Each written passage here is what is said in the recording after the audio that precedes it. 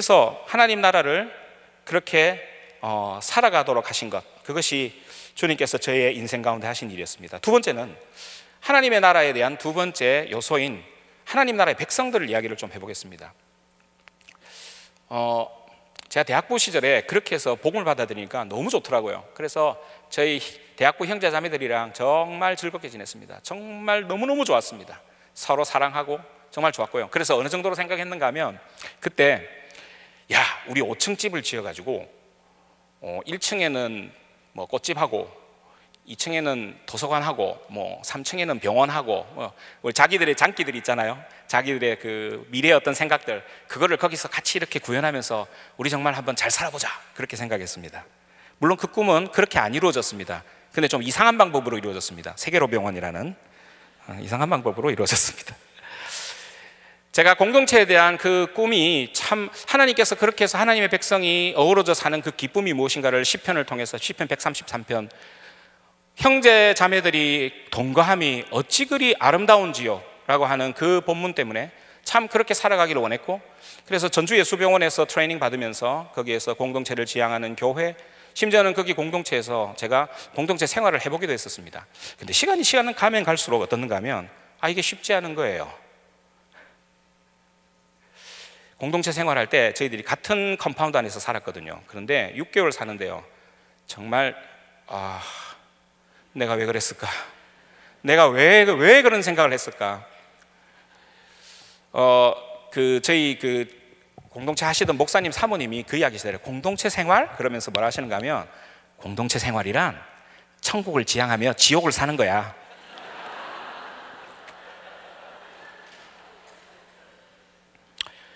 예, 그게 제가 공동체 생활의 실상임을 알게 되었습니다. 세계로병원에서 지금 21년째인데요.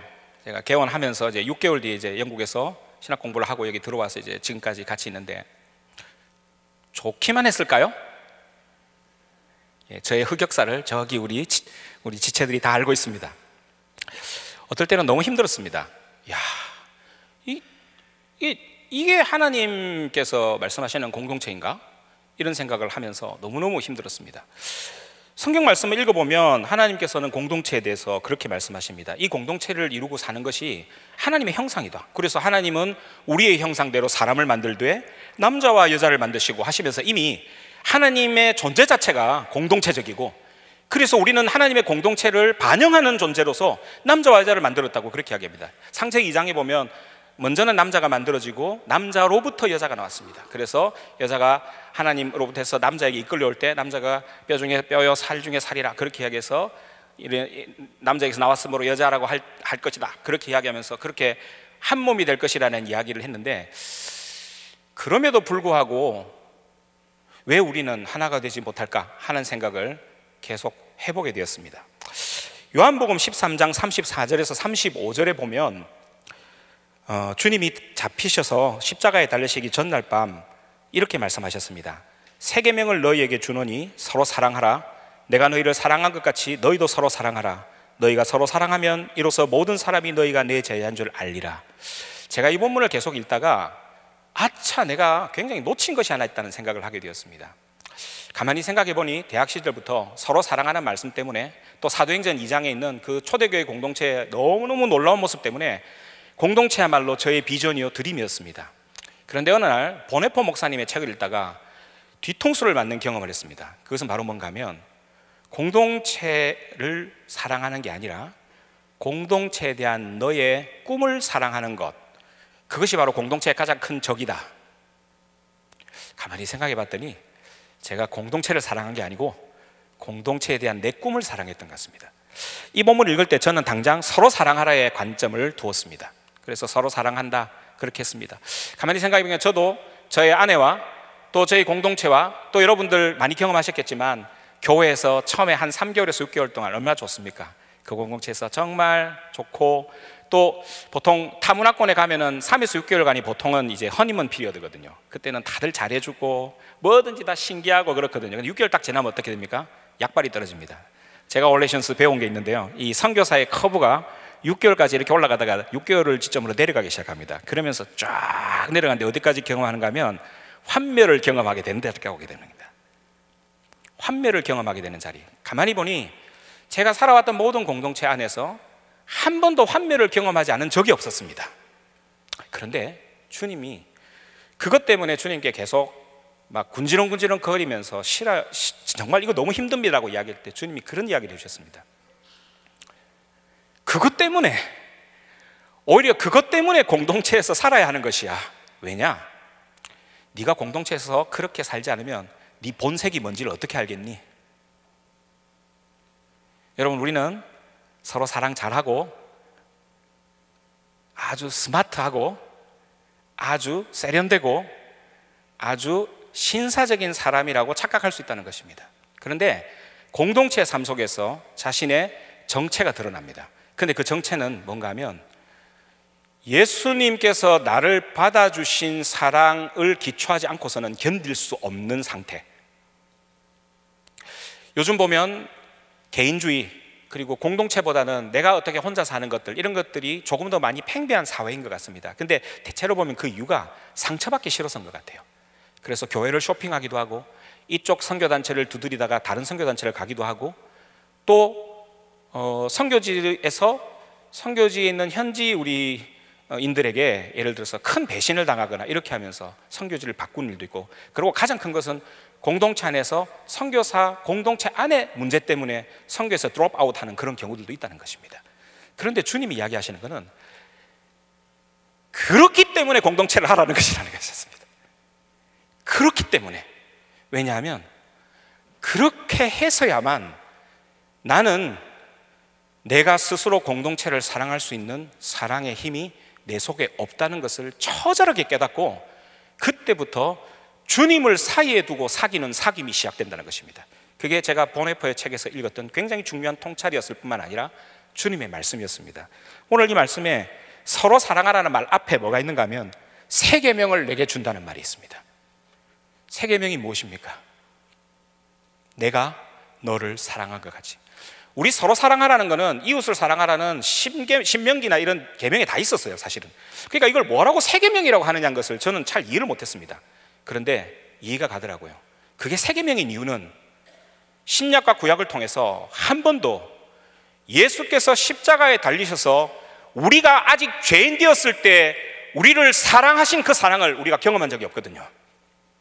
그런데 십자가 사건 이후부터는 우리는 우리의 힘으로 사랑할 수 없고, 그 상황 속에서 주님의 사랑에 의존하지 않고서는 타인을 사랑할 수 없는 존재라는 것을 처절하게 깨닫는 것, 거기에서부터 하나님 나라 시작되고 하나님의 공동체가 만들어지고, 그리고 십자가의 역사가 일어난다는 사실을 우리들에게 가르쳐 주시기 위함이라는 것입니다. 그래서 오히려 공동체 때문에 상처받을까 두려워하는 이 시대에 오히려 더 사랑하십시오. 그리고 내가 모든 것들을 완비하고 완성한 후에 사랑하겠다고 생각하지 마십시오. 그냥 처절하게 자기 쪼대로 사랑하셔서 내가 얼마나 주님 앞에서 정말 사랑할 수 없는 존재인가를 깨닫는 그 자리로 가시라는 것입니다. 레슬리 뉴비긴이라는 선교사님이 오픈 시큐릿이라는 그 선교 개론책에서 그것을 아름다운 그림 하나로 표현하셨습니다. 보통 선교지에 가는 선교사들은 답을 다 알고 있는 것 같고 현지인들에게 뭔가를 가르쳐주려 한다는 것입니다. 그런데 사실 실제로 그림은 그렇지 않다는 것입니다. 그분이 그린 그림은 사다리가 아래로 이렇게 내려가는 그림이 양쪽에 있어요. 이쪽에만 있는 게 아니라 양쪽에 있는데, 이 한쪽에는 선교사가 있고요, 여기에는 선교지에 있는 백성들이 있습니다. 선교사와 선교지의 백성들이 다 같이 하향성으로 아래로 내려갑니다. 그러니까 자신의, 좀 쉽게 말하면 맨 모습을 본다는 거죠. 그렇게 하다가 제일 마지막 제일 밑바닥에서 누구를 만나는가 하면 십자가에 달리신 주님을 만난다는 것입니다. 우리가 십자가에 달린 주님을 정말 만나려면 공동체로 사셔야 됩니다. 공동체로 사셔야 됩니다. 그래야 저의 민낯이 까발려지기 때문입니다. 그리고 가만히 생각해 봤더니 세계로병원의 21년의 삶은 그런 삶이었습니다. 저의 민낯이 철저하게 까발려지고 정말 죽을 것 같은 상황 속에서 나는 누구에게 나의 얼굴을 다시 돌렸던가? 우리 공동체는 누구에게 다시 얼굴을 돌리고 그렇게 겨우겨우 지탱해왔던가? 공동체는 보니까 겨우겨우 지탱하더라고요. 근데 그 겨우겨우 지탱하는 그 핵심에 그분의 얼굴이 있었습니다. 십자가에 달리셔서 팔을 펴시고 우리를 용납하시는, 모든 단물 허무시는 주님의 능력의 십자가가 거기에 있었다는 것입니다. 그것이 선교의 두 번째, 하나님의 백성이 어떻게 만들어지는가에 관한 주님의 대답이었습니다. 마지막 세 번째 이야기를 하겠습니다. 세 번째는 일에 관한 것입니다. 우리 모두는 대부분 12시간 이상 일을 합니다. 일의 의미가 무엇인가? 일의 의미를 저는 하나님 나라 관점에서 볼 때 영토로 봅니다. 영토하고 일하고 무슨 관계가 있나? 저도 그걸 물어봤습니다. 주님께. 주님, 하나님의 나라는 영토인데 그 영토를 확장시켜야 되는데 그 영토 확장하고 일이 무슨 의미가 있습니까? 주님이 그렇게 얘기하십니다. 내가 너에게 땅을 줄 건데 너 땅에서 뭐 할 거야? 보니까 우리는 어떻게 하든 땅을 밟고 사는 사람입니다. 우리는 육체를 가진 사람이기 때문에 시공간을 벗어날 수 없어요. 근데 이 시공간이 주님이 주신 땅인데 주님은 그 땅에서 주님의 주권이 이 땅을 실효 지배하시기를 원하시는 것 같아요. 그 실효 지배의 수단이 뭔가 하면 우리 일입니다. 그래서 우리 개혁주의의 선조들은 영역 주권을 이야기했던 것입니다. 우리가 지금 전문인 선교로, 특히 이 의료 선교로 이렇게 같이 모여있는 모든 이 의료도 땅입니다. 의료를 한번 땅으로 생각해 보십시오. 그래서 하나님께서는 우리에게 땅을 주셨다는 말이 우리가 갖고 있는, 우리가 하고 있는 매일의 일상의 일을 통해서 우리가 서 있는 이 땅이 하나님의 주권이 실효지배하는 그런 나라가 되기를 원하신다는 것입니다. 그래서 주님은 이렇게 하셨습니다. 이 땅에 계실 때 아버지께서 일하시니 나도 일한다. 그 일이라는 말이 그 구약에 꽤 재밌는데요. 구약에서 일이라는 그 단어는 보낸다는 단어와 같은 단어입니다. 아까 보낸다가 뭐였죠? 선교였잖아요. 그러면 일은 바로 뭔가 하면 하나님이 보내신 것을 제대로 하는 게 일이라는 것입니다. 여러분, 세상 사람들이 많은 일을 하는 것 같아도 그 많은 일들이 하나님의 보내심에 대한 자각과 그것에서 하나님의 실효지배를 형성하지 못하는 일이라면 하나님은 그것을 일로 카운트하지 않으시겠다는 것입니다. 하나님이 보시는 일, 그것은 우리가 보냄을 받아서 그 영토에서 하나님의 실효지배가 일어나는 모든 것들을 가리킵니다. 성경에는 이 일의 근원을 이야기하고 있습니다. 성경 창세기에 보면 창세기 2장 15절, 하나님이 최초의 사람에게 보내시는 땅 에덴이 있습니다. 그 땅을 보내시면서 주님이 이렇게 이야기하십니다. 여호와 하나님이 그 사람을 이끌어 에덴 동산에 두어 그것을 경작하며 지키게 하시고, 이렇게 얘기하십니다. 하나님이 우리를 땅에 보내셔서 하게 하시는 그 일의 성격이 경작과 지키기인데, 하나님이 우리에게 하시게 하는 일은 저는 성품이 있다고 봅니다. 일에 성품이 있다는 이야기를 들어보셨습니까? 왜냐하면 그 일은 하나님의 성품과 성격을 드러내는 것, 즉 하나님의 실효지배가 진짜 일어나고 있다는 것을 가시적으로 우리가 경험할 수 있는 것이어야 한다는 것입니다. 그래서 여기 보면 그게 하나님의 성품과 관련되어 있어요. 에덴 동산에 두어 그것을 경작하게 한다. 근데 경작한다는 이 말의 원래 뜻은 섬긴다라는 뜻입니다. 경작한다는 히브리의 원뜻은 섬긴다는 뜻인데, 섬긴다는 두 가지의 측면을 갖고 있습니다. 수직적으로는 하나님을 예배하는 것입니다. 그래서 우리가 일요일 예배를 영어로 Sunday Service라고 하는 것입니다. 예배를 서비스라고 하는 것은 바로 예배의 섬김이 같이 결합되어 있기 때문입니다. 다음에 수편적으로는 어떻습니까? 나의 이웃과 모은 피조물들을 종의 자리에서 섬기는 것입니다. 그래서 주님께서는 누가 으뜸이냐고 이야기한 제자들에게 뭐라고 이야기하십니까? 으뜸이 되고자 하는 자는 섬기는 자가 되어야 하고 라고 말씀하신 것입니다. 하나님 나라의 일의 원리, 즉 이 원리는 하나님의 성품을 이야기하고 있고, 그 성품을 그대로 평생 자신의 공생의 사역을 통해서 보여주신 분이 예수님이십니다. 그래서 예수님은 우리가 하고 있는 일의 의미와 일의 성격과 일의 성품이 무엇인지를 자신의 삶으로 보여주셨습니다. 그래서 우리도 주님을 따라 하나님을 예배하며 이웃과 피조물을 종으로 섬기는 자로, 그렇게 일하는 자로 부름을 받았다는 것입니다. 이것은 타락 전의 일입니다. 그 말은 무슨 말인가 하면 우리의 일이 타락 때문에 좀 고달파지고 고난스러워졌지만 일의 본질은 변화가 없다는 것입니다. 우리가 선교지 어디를 가든지 우리의 모든 일상 가운데 하는 일은 바로 이 측면을 벗어날 수 없다는 것입니다. 그리고 일의 두 번째는 지키는 것입니다. 지키는 것이 무엇입니까? 그것은 어떤 것을 전제하고 있습니다. 하나님의 일의 성품은 침노당하기 쉽고 타락하기 쉽고 변질되기 쉽다는 것입니다. 그것을 지켜야 한다는 것입니다. 공교롭게도 경작하고 지킨다는 이 히브리어 단어 두 단어가 구약의 다른 곳에서 굉장히 많이 쓰였는데, 이 두 단어는 어떤 직종이 하는 일인가 하면 제사장이 하는 일이었습니다. 그래서 주님께서는 베드로서를 통해서 우리를 뭐라고 정의하셨는가 하면, 너희는 왕 같은 제사장이다, 그렇게 이야기하셨습니다. 우리의 일이 하늘과 땅을 연결해주고 하나님의 나라가 이 땅에서 실효 지배가 가능하게 하는 그러한 성품을 지니고 있다는 것을 이야기하고 있습니다. 저는 외과에서 합니다. 그래서 제가 유방암 수술을 주로 하는데, 유방암 수술할 때 어떻게 하겠습니까? 제단에 제물을 올리고 칼을 들고 주님께 제사를 드립니다. 저는 그래서 참 비슷한 것 같아요. 나의 이 메스와 나의 이 수술의 술기를 통해서 여기에 누워 계신 환자분이 생명을 얻고 주님 앞에서 다시 살아나는 경험을 하는 그 작은 일들이 내 삶 가운데서 매일매일 재현되고 있다는 사실을 생각하면 참으로 의미가 있다는 생각을 하게 됩니다. 인턴 때 기억이 납니다. 인턴 3월 달에 영상학과에 들어갔는데 이 정맥 주사를 너무 못 놓겠는 거예요. 그래서 항상 기도했습니다. 주님, 그렇게 해서 제가 이것을 통해서 주님 앞에서 좀 이렇게 스킬풀한 사람이 좀 되게 해주십시오. 정말 매일매일 기도했습니다. 한 열 달쯤 지나고 나니까, 인턴 말년쯤 되니까 10m 바깥에서 주사기를 탁 던져도 탁 꽂힐 수 있는 정도가 되었습니다. 왜냐하면 우리가 하는 일의 성품을 도우시는 분이 누구신가 하면 성령님이세요. 여러분, 성령님께서 기름 부으셨잖아요. 주님께 기름 부으신데, 성령님이 우리에게 하시는 일이 뭔가 하면, 주님이 그 성령의 기름 부음을 받아서 하신 일이 왕의 직분이었습니다. 왕과 제사장의 직분이었어요.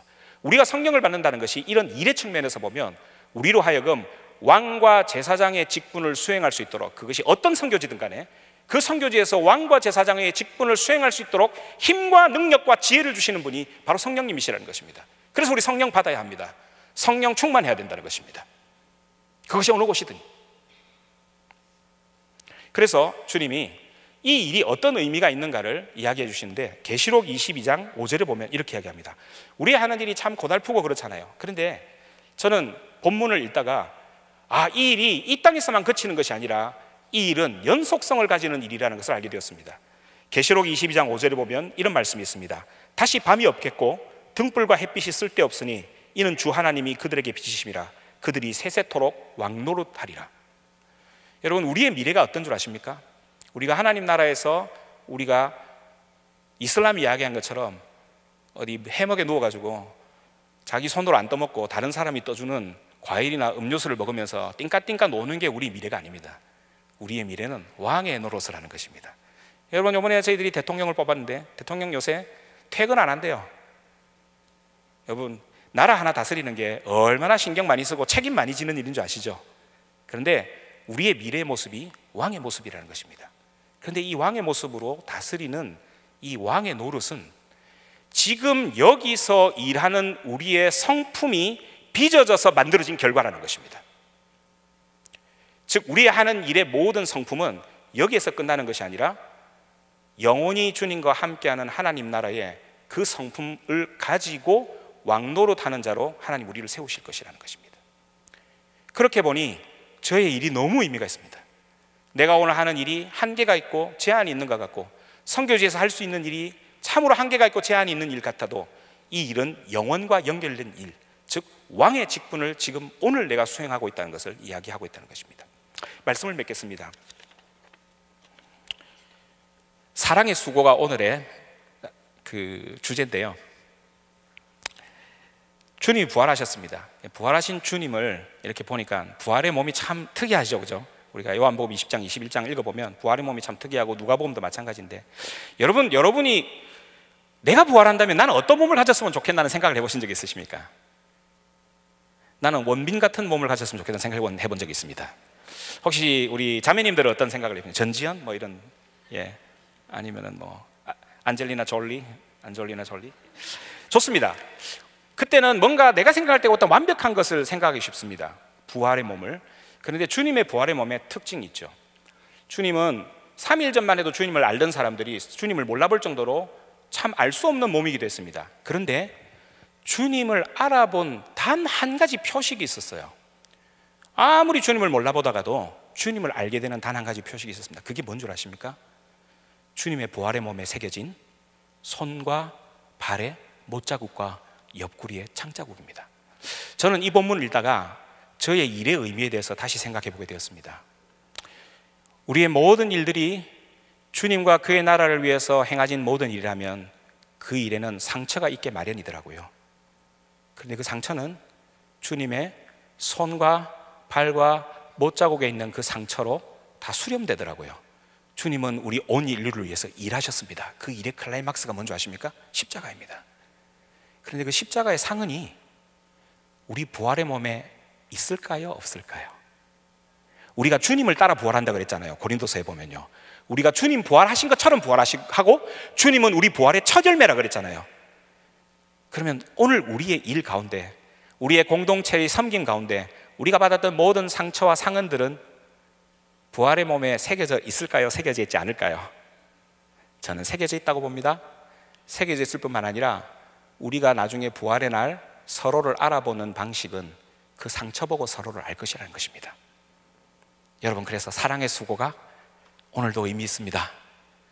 오늘 이 모든 사랑의 수고를 통해서 우리는 부활의 날 하나님의 성품으로 일하며 공동체 속에서 다듬어져가며 우리 속에 주님의 상처의 상흔을 부활의 몸에 새기면서 그날을 소망하는 공동체라는 사실입니다. 이것으로 서로를 위로하며 살아가는 우리가 되시기를 주님의 이름으로 축원합니다.